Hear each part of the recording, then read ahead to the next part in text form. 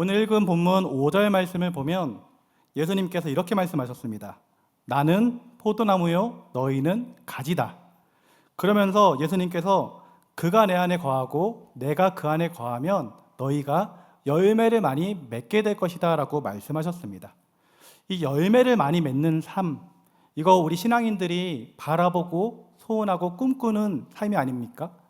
그런데 그러한 삶을 살 수 있는 방법이 무엇이냐면 바로 우리가 예수님 안에 거하고 예수님이 우리 안에 거할 때 그런 복된 삶을 살아갈 수 있다라고 예수님께서 말씀해 주신 거예요.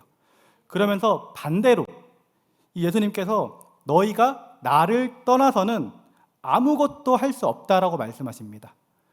하나님의 자녀가 예수님을 떠나서 하나님을 떠나서는 어떻게 되냐면 다만 밖에 버려져 가지고 쓸데없어서 밖에 버려져서 사람들한테 짓밟히게 되고 메말라 가지고 불에 던져질 뿐이라고 말씀하였던 것이에요. 이 주님 안에 거하는 삶과 주님 안에 거하지 못하는 삶이 너무나도 극단적으로 대비가 되는 부분입니다. 주님 안에 거하는 삶은 귀한 열매를 맺는 삶을 살아가게 될 것이지만 주님 안에 거하지 못하게 되는 삶은 다만 밖에 버려져서 쓸데없어 가지고 불에 태워질 뿐이라는 것이죠. 그리고 이어지는 7절 말씀을 보면 우리가 주님 안에 거하고 주님이 우리 안에 거할 때 우리에게 다가오는 이 축복, 이 복된 일들이 펼쳐진다라고 추가적으로 소개를 해주고 있는데요. 7절 말씀 제가 읽어드리겠습니다. 너희가 내 안에 거하고 내 말이 너희 안에 거하면 무엇이든지 원하는 대로 구하라. 그리하면 이루어지리라. 아멘. 우리가 주님 안에, 주님이 우리 안에 거하게 되면 우리가 무엇을 구하든지 하나님께서 응답해 주신다라는 거예요. 우리가 주님 안에 거할 때 기도 제목이 응답받는다라는 것입니다. 그리고 이어지는 8절 말씀에서는 너희가 열매를 많이 맺으면, 너희가 내 안에 거하고 내가 너희 안에 거해서 너희가 열매를 많이 맺게 되면 내 아버지께서 영광을 받을 것이요 라고 말했고요. 또 하나 더, 너희는 내 제자가 되리라 라고 말씀하셨습니다. 그리고 마지막으로 11절 말씀 보면 내가 이것을 너희에게 이름은, 내가 이것을 너희에게 알려주는 이유는 이란 뜻이죠. 내가 이것을 너희에게 알려주는 이유는 내 기쁨이 너희 안에 있어 너희 기쁨을 충만하게 하려 함이다 라고 예수님께서 말씀하고 있습니다. 지금까지 얘기했던 거 조금 많이 얘기하다 보니까 이게 뭐라고 말씀했는지 집중이 흐트러질 수 있는데요. 정리를 하면 첫 번째로 우리가 예수님 안에 거하고 예수님이 우리 안에 거하면 어떤 복된 삶이 이루어지냐면 첫 번째로는 열매 맺는 삶을 우리가 살 수 있다라고 얘기한 거예요. 그리고 우리가 무엇이든지 원하는 대로 구하면 이루어질 것이다 라고 말씀했고, 우리가 열매를 많이 맺으면 하나님께 영광이 될 거라고 했고, 네 번째로는 주님의 제자가 된다고 했으며, 마지막으로 이것을 알려주는 이유가 너희 기쁨을 충만하게 하려 함이라. 다시 말해서 기쁨이 우리 가운데 있게 하기 위함이라는 거죠. 그래서 쉽게 생각하면 우리가 주님 안에 거하고 주님이 우리 안에 거하게 되면 우리는 이 5가지의 복된 신앙생활을 할 수 있게 된다는 것입니다. 이 5가지의 축복된 삶을 살 수 있는 방법이 무엇이라고 했죠? 이 5가지 축복된 삶을 살 수 있는 방법, 지금까지 열심히 설명했는데 우리가 예수님 안에, 예수님이 우리 안에 거할 때 그러한 삶을 살 수 있다고 말씀드렸습니다. 우리 사랑하는 성도님들은 내가 저 안에, 저가 내 안에 거하는 삶을 살아갈 수 있길 주님의 이름으로 기도드립니다. 그러면 어떻게 하면 우리가 주님 안에, 또 주님이 우리 안에 거하는 삶을 살아갈 수 있을까요? 오늘 본문 10절을 보면 그 해답을요, 우리 예수님께서 명확하게 우리에게 소개를 해주고 있습니다. 10절 말씀 읽어드리겠습니다. 내가 아버지의 계명을 지켜 그의 사랑 안에 거하는 것 같이 너희도 내 계명을 지키면 내 사랑 안에 거하리라. 아멘. 지금 읽은 말씀에서 예수님께서는 내가 아버지의 계명을 지켜서 아버지의 사랑 안에 거하는 것처럼 너희도 내 계명을 지키면 너희가 내 사랑 안에 거할 수 있게 될 것이다 라고 명확하게 얘기한 거예요. 그래서 우리가 예수님 안에, 예수님이 우리 안에 거할 수 있는 방법은 무엇이냐? 우리가 예수님이 명하신 계명을 지키면 된다라는 결론이 나오게 되는 것이죠. 우리가 예수님의 계명을 지키면 우리가 예수님 안에 거하는 삶을 살게 되는 것이고, 우리가 예수님 안에 거하는 삶을 살게 되면 아까 소개해드렸던 5가지의 축복된 신앙생활을 영위해 나갈 수 있다는 것이에요. 그렇다면 예수님의 계명은 우리가 어떻게 지킬 수 있을까요? 그리고 예수님의 계명은 무엇일까요? 이것에 대해서도 오늘 읽은 본문 12절 말씀에 정확하게 우리에게 소개를 해주고 있습니다. 12절 말씀 다시 읽어드리겠습니다. 내 계명은 곧 내가 너희를 사랑한 것 같이 너희도 서로 사랑하라 하는 이것이니라. 아멘. 예수님의 계명은요, 다른 것이 아닙니다. 예수님이 우리를 사랑한 것처럼 우리도 서로를 사랑하는 것, 이것이 바로 예수님의 계명이 되는 것이에요. 그래서 우리가 서로 사랑하면 그것이 예수님의 계명을 지키는 것이 되는 것이고, 예수님의 계명을 지키면 우리가 예수님 안에 거하게 되는 것이고, 예수님 안에 거하게 되면 우리가 열매 맺는 것, 또 기도 제목이 응답받는 것, 하나님께 영광이 되고 또 주의 제자가 되고 또 기쁨이 충만한 신앙생활을 영위해 나갈 수 있다는 것입니다. 이 5가지 복된 신앙생활을 할 수 있는 첫 시작이 무엇이냐? 바로 서로 사랑할 때 이런 복된 일들이 우리 가운데 이루어진다는 것입니다. 사랑하는 성도님들은 따라서 서로 사랑하시기 바랍니다. 예수님이 우리를 사랑한 것처럼 서로를 사랑하시기 바랍니다. 지금까지 오늘 본문을 통해서 우리가 서로 사랑해야 될 이유에 대해서 살펴보았습니다. 이제 우리가 누구를 사랑해야 되는지 조금 생각해 보도록 할게요. 우리가 사랑해야 될 대상에는 누가 있을까요? 우리가 많은 사람, 많은 분들을 사랑할 수 있겠지만 가장 먼저 우리가 사랑해야 할 대상은 누구냐? 바로 우리 하나님이십니다. 마가복음 12장 30절 말씀을 보면 이렇게 기록되어 있습니다. 내 마음을 다하고 목숨을 다하고 뜻을 다하고 힘을 다하여 주 너의 하나님을 사랑하라. 아멘. 이와 같이 우리는 하나님을 사랑해야 될 줄 믿습니다. 사랑하는 성도님들은 우리 하나님을 사랑하십니까? 제가 그 신대원 시절에 신학대학원 다닐 때 한 번은 신학생들과 철야 예배를 드린 적이 있었습니다. 그때 철야 예배를 드리면서 밤새 찬양하고 밤새 기도하고 밤새 예배를 하다 보니까 하나님께서 부어주시는 그 은혜가 너무나도 풍성했던 적이 있었어요. 그렇게 예배를 드리다 보니까 어느새 새벽 3, 4시가 되었습니다. 많은 신학생들이 이제 다들 집에 돌아가고 한 5-6명만 남아가지고 이제 교제하는 시간을 가지게 되었어요. 근데 그렇게 교제하는데 어떤 신학생이 이런 얘기를 하는 거예요. 이 자리에 있는 사람들 중에 자기가 하나님을 제일 사랑한다라는 거예요. 그런데 그 옆에 있던 신학생이 아니야! 내가 하나님을 제일 사랑해! 딱 그러는 거예요. 근데 그걸 듣고 있었던 제가 어떻게 반응했을까요? 어이가 없어가지고 아니라고, 내가 하나님을 제일 사랑한다고 그렇게 소리쳤던 기억이 있습니다. 밤새 찬양하고 밤새 기도하고 밤새 예배를 하다 보니까 하나님의 그 충만하신 사랑이 우리 신학생들 가운데 가득 부어져 가지고 너도 나도 하나님을 그렇게 사랑한다라고 고백했던 기억이 있습니다. 사랑하는 성도님들, 하나님 사랑하십니까? 하나님은 우리의 사랑을 받길 원하시는 분이십니다. 또 우리의 찬양을 받길 원하시는 분이시며 또 우리의 영광을 받길 원하시는 분이십니다. 우리 성도님들은 그 누구보다도 더 하나님을 사랑하시고 하나님께 영광 올려드릴 수 있기를 주님의 이름으로 기도드립니다. 하늘을 마무리하는 이 마지막 비전 예배 이 시간, 우리 그 마음을 담아서 한번 하나님께 사랑한다고 고백하는 시간 가져봤으면 좋겠습니다. 우리 목소리 높여서 저를 따라해 주시기 바랍니다. 하나님, 사랑합니다. 우리 손 들고 한번 외쳐볼까요? 하나님, 사랑합니다. 하나님, 사랑합니다. 사랑합니다. 사랑합니다. 할렐루야. 날마다 우리 하나님을 사랑한다라고 고백하며 살아갈 수 있는 우리 귀한 성도들 되시길 주님의 이름으로 기도드립니다. 우리가 가장 먼저 이렇게 사랑해야 될 대상이 우리 하나님이었다면 두 번째로 우리가 사랑해야 될 대상은 누구냐? 바로 우리의 이웃입니다. 아까 읽어드렸던 마가복음 12장 30절 말씀과 이어서 31절 말씀을 다시 한번 읽어드리겠습니다. 내 마음을 다하고 목숨을 다하고 뜻을 다하고 힘을 다하여 주 너의 하나님을 사랑하라 하신 것이요, 둘째는 이것이니 내 이웃을 내 자신과 같이 사랑하라 하신 것이라. 이보다 더 큰 계명이 없느니라. 아멘. 지금 읽은 말씀을 보면 내 이웃을 내 몸과 같이 사랑하라라고 말씀하셨습니다. 그리고 이것보다도 더 큰 계명이 없다라고 말씀하셨어요. 예수님의 계명은 여기서도 명확해지는 것이에요. 서로 사랑하는 것, 이것이 바로 예수님께서 가장 중요하게 여기신 것이고 예수님이 가장 소중하게 여기시는 계명이 되는 것입니다.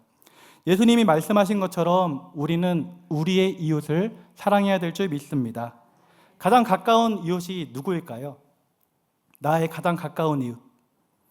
네, 가족입니다.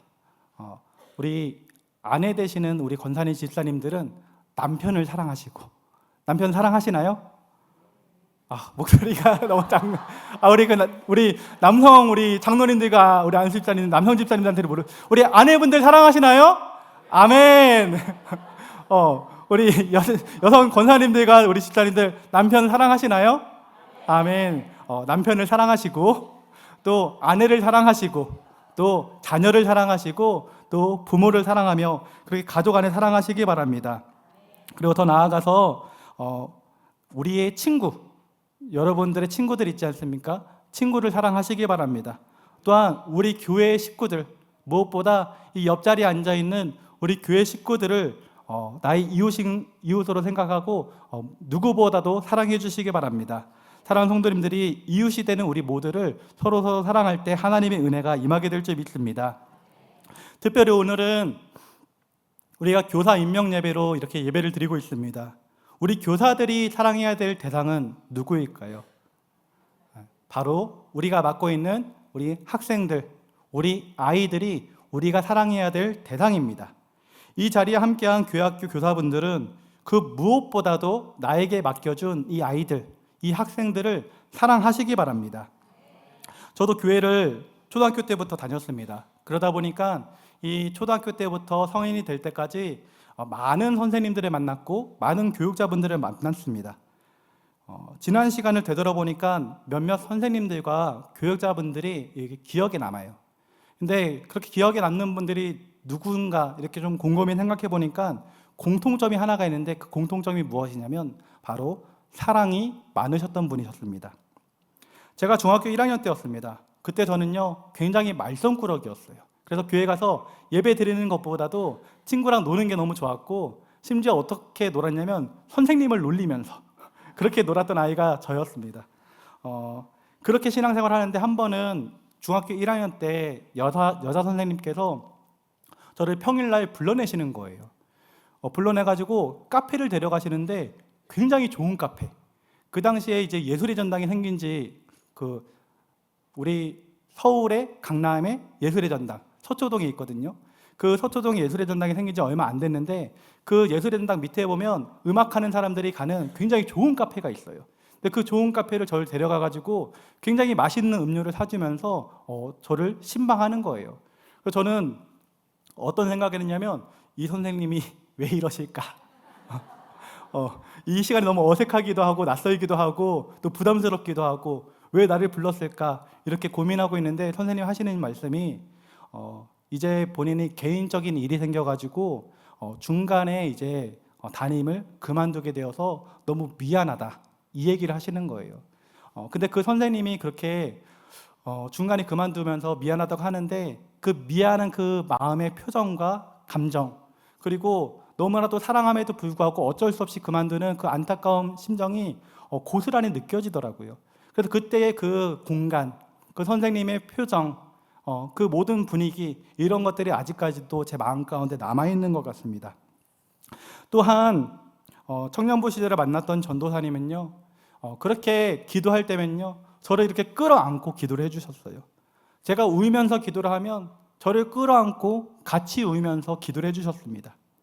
그리고 또 다른 전도사님은 청년부에 어려움이 생겼을 때 이 통곡하면서 울면서 기도하셨어요. 청년부의 아픔을 놓고 하나님 앞에 통곡하면서 그렇게 울면서 애통하면서 기도하셨는데 그 모습이 제 머릿속에 아직도 남아있습니다. 이처럼 시간이 지나서 보니까 저에게 기억에 남는 선생님과 교육자는 누구냐? 바로 사랑이 가득했던 분들이 기억에 남는다라는 것이죠. 이와 같은 선생님과 교육자들의 사랑을 통해서 학생들은 또 우리 아이들은요 하나님의 사랑을 간접적으로 체험하게 되고 또 그 하나님의 사랑 체험한 것을 통해서 아름답게 성장하게 되는 것입니다. 따라서 우리 사랑하는 선생님들, 우리 사랑하는 성도님들 서로 사랑하시기 바랍니다. 특별히 우리 교회학교 교사 선생님들은 학생들과 아이들을 사랑하시기 바랍니다. 고린도전서 13장 1절부터 3절까지의 말씀은 사랑에 대해서 말하고 있습니다. 고린도전서 13장 1절부터 3절까지 제가 읽어드리겠습니다. 내가 사람의 방언과 천사의 말을 할지라도 사랑이 없으면 소리나는 구리와 울리는 꽹과리가 되고, 내가 예언하는 능력이 있어 모든 비밀과 모든 지식을 알고 또 산을 옮길 만한 모든 믿음이 있을지라도 사랑이 없으면 내가 아무것도 아니요, 내가 내게 있는 모든 것으로 구제하고 또 내 몸을 불사르게 내줄지라도 사랑이 없으면 내게 아무 유익이 없느니라. 아멘. 우리가 아무리 천사의 말을 한다 할지라도요, 사랑이 없으면 아무 소용이 없는 것입니다. 우리에게 예언하는 능력과 아무리 뛰어난 지식이 있다 할지라도요, 산을 옮길 만한 믿음이 우리 가운데 있다 할지라도요, 우리 가운데 사랑이 없으면 그것은 아무것도 아닌 것입니다. 스페인 철학자 MD 우나무는요, 이런 얘기를 했습니다. 사랑받지 못하는 것은 슬프다. 그러나 사랑할 수 없는 것은 더 슬프다. 사랑하는 우리 교사 선생님들과 성도님들은 사랑하면서 살아가시길 주님의 이름으로 기도드립니다. 그러면 우리는 어떻게 하면 우리가 서로를 사랑하면서 또 우리 아이들을 사랑하면서 살아갈 수 있을까요? 마태복음 5장 44절을 보면 이렇게 나와 있습니다. 나는 너희에게 이르노니 너희 원수를 사랑하며 너희를 박해하는 자를 위하여 기도하라. 서로 사랑하라고 말씀하신 예수님께서는 너희 원수를 사랑하라고 말씀하십니다. 그리고 너희를 박해하는 자들을 위해서 기도하라라고 말씀하셨어요. 예수님이 말씀하신 것을 통해서 알 수 있는, 사랑할 수 있는 방법은 무엇이냐? 바로 기도에 있다라는 것입니다. 원수를 사랑할 수 있는 방법도 기도에 있고, 우리를 박해하는 자를 사랑할 수 있는 방법도 기도에 있고, 내가 사랑하지 못했던 사람을 사랑할 수 있는 방법도 기도에 있다라는 것입니다. 그래서 예수님께서는 기도 외에 다른 것으로는 이런 종류가 나갈 수 없다라고 말씀하셨던 것이죠. 이처럼 우리는요, 기도할 때 사랑할 수 있습니다. 기도할 때 내 주변의 이웃을 사랑할 수 있고, 기도할 때 내 옆에 있는 성도를 사랑할 수가 있습니다. 기도할 때 내가 맡은 교회 학교의 아이들, 또 내가 맡은 학생들을 사랑할 수 있는 것입니다. 저는 미국의 베데스다 교회에서 청년 시절을 보냈습니다. 그렇게 미국의 베데스다 교회에서 청년부 활동을 할 때 첫 해에는 그냥 한 사람의 성도로서 이렇게 신앙생활했고, 둘째 해부터는 제가 구역장이 되어가지고 이제 그 역할을 맡은 적이 있습니다. 근데 그때 청년부를 담당하던 전도사님은 이 구역 편성을 하는데 어떻게 했냐면, 우리 교회는 이 지역별로, 또 다른 교회들은 이제 나이대별로 이렇게 구역 편성을 보통 하지 않습니까? 근데 성경적인 방법을 사용한다라면서 제비 뽑기를 했었습니다. 그래서 구역장이 그때 4명이었고 저를 포함해서 청년들이 한 40명에서 45명 정도 되었는데, 구역장 4명이 쫙 서가지고 그 제비를 한 명씩 이렇게 뽑는 거예요. 이 뽑은 사람이 나의 구역 식구가 되는 것입니다. 근데 그렇게 다 뽑고 났는데 어떤 일이 벌어졌냐면, 이 교회에 보면 예배 잘 나오는 사람이 있으면 잘 나오지 않는 사람이 있고, 이 성품이 좀 온유하고 착하고 지내기 편한 사람이 있으면 약간은 까칠한 사람도 있지 않습니까?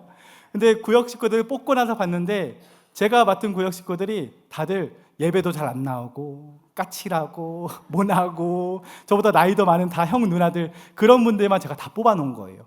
그러다 보니까 그때 전도사님하고 제가 막내 구역장이었는데 다른 구역장 형과 누나들이 우영이 어떡하냐고, 큰일 났다고 다들 난리도 아니었습니다. 근데 그렇게 어쩔 수 없잖아요. 제비를 뽑았으니까 하나님의 방법이다라고 이렇게 맡겨드리고 뽑았는데 물을 수도 없어가지고 그렇게 구역 모임이 이제 시작되었어요. 구역 모임 시작됐는데 저희 구역이 어떻게 되었을까요? 구역 모임을 해야 되는데 구역 식구가 없는 거예요. 아무도 안 오는 거예요. 그러다 보니까 한 사람, 두 사람 놓고 구역 예배를 드리는데 미치겠더라고요. 그래서 제가 했던 방법이 무엇이냐? 기도였습니다. 그때 하나님께서 마음에 감동을 주셔가지고 그 3월달 이제 새 학기가 시작되고 3월달부터 구역 편성이 되었는데 3월 한 달 동안 작정 새벽 예배를 드리면서 기도를 하기 시작했습니다. 그런데 그렇게 작정해서 새벽 예배를 드리면서 구역 식구들을 위해서 기도를 하는데 어느 날부터 하나님께서 저에게 눈물을 주시는 거예요. 구역 식구들을 위해서 기도만 하면, 그 구역 식구를 생각하면서 기도만 하면 그렇게 눈물을 주시고 애통한 심정을 주시더라고요.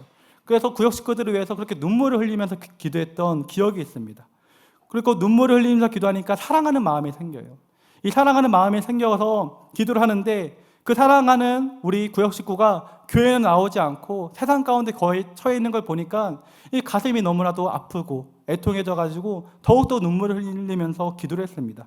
그런데요, 그렇게 몇 주가 흘렀는데 조금씩 구역 예배, 구역 모임이 변화되기 시작했습니다.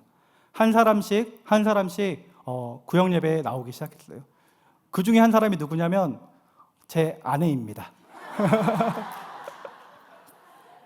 제 아내가 그때 신입생이었거든요. 그래서 3월 달에 들어와서 새가족부에 있다가 3월 후반부에 구역 편성이 되는데, 우영이 구역에 지금 너무 힘드니까 믿음 좋은 사람 좀 넣어주자 해가지고 온 게 저희 아내였어요. 그래서 저희 아내가 열심히 나와줘가지고 저희 큰 힘이 되었고, 아내와 같이 구역에서 기도해가지고 나중에는 점점 부흥되더라고요.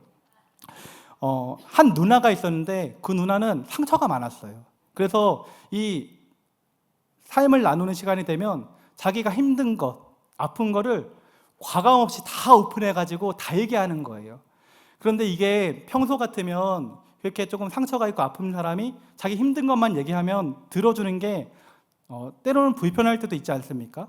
근데 그게 하나님께서 어떤 은혜를 주셨냐면, 그 누나가 그 마음을 오픈해가지고 힘든 걸 얘기하는데, 그것을 들은 구역 식구들이 너도 나도 이제 다 마음을 오픈해가지고 서로 얘기를 하기 시작하는 거예요. 구역 모임 시간이 1시간인데 마음으로 오픈하면서 얘기를 하다 보니까 1시간 30분도 되고 점점 길어지고, 마음을 오픈하고 서로 나누고 나서 기도를 하니까 마음을 다해가지고 기도를 하게 되는 거예요. 그러다 보니까 구역 모임이 점점 은혜가 넘쳐나게 되고, 은혜가 있어서 그런지 많은 구역 식구들이 오게 되었습니다. 그렇게 6개월이 딱 지나게 되었는데, 처음 모임 시작할 때는 정말 아무도 없었던 저희 구역이요, 6개월 지난 후에 시상을 하는데 어떻게 되었느냐면 저희 구역이 1등을 하게 되었습니다. 하나님께 영광 올려드립니다. 그리고 또 저희 구역 10명 중에 그 다음 구역 편성을 하는데, 그 청년부가 부흥을 해가지고 구역을 더욱더 세우게 되었어요. 8개 구역을 세우는데 4개 구역의 구역장을 저희 구역 식구에 있었던 형과 누나들이 구역장으로 세워지게 되었습니다. 이 모든 것 하나님께서 하셨고, 또 어떻게 이 일이 시작됐느냐, 눈물로 기도했을 때 하나님께서 사랑의 마음을 주셨고, 사랑의 마음을 가지고 섬기니까 하나님께서 일하셔가지고 하나님께서 하신 줄 믿습니다. 우리 사랑하는 선생님들, 우리 사랑하는 성도님들, 기도하시기 바랍니다. 사랑하길 위해서 기도하시기 바랍니다. 그러면 하나님께서 반드시 사랑의 마음을 주시고, 그 사랑의 마음을 가지고 아이들을 섬기고 아이들을 챙기고, 또 옆에 있는 구역 식구들 챙기고 옆에 있는 이웃을 섬기며 나아갈 때 그 하나님의 풍성한 사랑이 더욱더 흘러 넘치게 될 줄 믿습니다. 이제 2024년도를 마무리하고 곧 있으면 2025년이 됩니다. 새해가 되면 교학교 교사 선생님들은 이제 새로운 아이들을 만나게 될 것입니다. 우리 학생과 아이들을 만나게 될 때 우리 선생님들은 가장 먼저 아이들을 위해서 기도하시기 바랍니다. 하나님께 기도함으로 아이들을 사랑하는 마음을 달라고 간구하시기 바랍니다. 그렇게 기도하는 마음으로 하나님이 주시는 사랑의 마음, 애통하는 심정을 가지게 되면 그 부서와 그 해당 반은 반드시 부흥하게 되어 있습니다. 지금 이 시대는요, 너무나도 악한 시대가 되었습니다. 우리 아이들이 믿음 안에서 성장하기 너무 힘든 시대가 되었습니다. 너무나도 좋은 때에 태어나서 이 교회의 부흥을 체험하고 은혜를 받은 분들이 누구냐면 이 자리에 앉아있는 바로 우리들입니다. 우리는요, 너무나도 좋은 시기에 태어났어요. 그래서 교회 부흥을 다 경험하고 체험하고 성령 체험하며 은혜를 받았습니다. 그러나 지금 태어난 아이들은요, 그렇지 못합니다. 참으로 힘든 시기에 태어나가지고 신앙생활하는 게 힘듭니다. 이렇게 은혜와 축복받은 우리들, 먼저 하나님께 택함받아서 복을 받은 우리들이 이제는 그 은혜와 사랑을 이제 교회학교 아이들을 위해서 흘려보내야 될 줄 믿습니다. 이를 위해서 사랑하는 성도님들은 기도하시기 바랍니다. 필요하시면 금식하면서 기도하시기 바랍니다. 필요하시면 작정하면서 기도하시기 바랍니다. 금요 성령 기도회 가운데 나오셔서 아이들을 위해서 기도하시고, 새벽 예배 가운데 나오셔서 아이들을 위해서 기도하시기 바랍니다. 우리가 기도하면서 아이들을 돌보고 아이들을 양육하고 가르칠 때 우리 아이들이 선생님들을 통해서, 우리 성도님들을 통해서 하나님의 사랑을 체험하게 되고, 또 선생님께 받은 사랑을 가지고 믿음 안에서 아름답게 성장하게 될 줄 믿습니다. 새롭게 시작되는 2025년도에는 기도하는 우리 선생님들을 통해서 우리 교회 학교에 사랑이 더욱더 풍성해질 줄 믿습니다. 새롭게 시작되는 2025년도에는 기도하는 우리 성도님들을 통해서 우리 교회에 하나님의 사랑이 더욱더 풍성해질 줄 믿습니다. 그렇게 기도함으로 하나님이 주시는 사랑을 소유하고 서로를 사랑하며 살아갈 때 하나님의 영광과 은혜가 우리 교회 가운데 충만하게 임하게 될 줄 믿습니다. 말씀을 마무리하겠습니다. 우리는 지난 주간 성탄절을 보냈습니다. 하나님이 인간이 되어 이 땅에 오신 것은 말로는 다할 수 없는 사랑을 우리에게 보여주신 것입니다. 예수님은 십자가의 죽음을 앞두고 제자들의 발을 씻기셨습니다. 그러면서 보여주신 것이 무엇이냐? 세상에서 가장 소중한 것, 세상에서 가장 가치 있는 것, 마지막까지 붙잡아야 할 것이 무엇이냐? 바로 사랑이라는 것을 몸소 보여주셨던 것입니다. 그리고 말씀하셨습니다. 새 계명을 너희에게 주노니 서로 사랑하라. 이로써 모든 사람이 너희가 내 제자인 줄 알리라. 그렇게 예수님은 세상에 있는 자기의 사람들을 사랑하시되 끝까지 사랑하셨습니다. 예수님께서 이 땅에 오셔서 보여주신 능력은 바로 이와 같은 사랑이었던 것입니다. 바라기는 새롭게 시작되는 2025년 한 해는 이와 같은 예수님의 사랑이, 하나님의 사랑이 우리 가운데, 우리의 삶 가운데, 우리 교회 학교와 우리가 맡은 아이들 가운데 충만하게 임하게 될 줄 믿습니다. 기도하겠습니다. 우리 시간 기도할 때 하나님 우리에게 사랑의 마음을 허락하여 주시옵소서. 사단마귀 악한 영은 사랑을 끊어버리게 만들지만 우리는 하나님 은혜 가운데 깨어서 사랑하는 자로 살아가게 하여 주시옵소서라고 주님 이름 3번 부르고 함께 기도하겠습니다. 주여, 주여,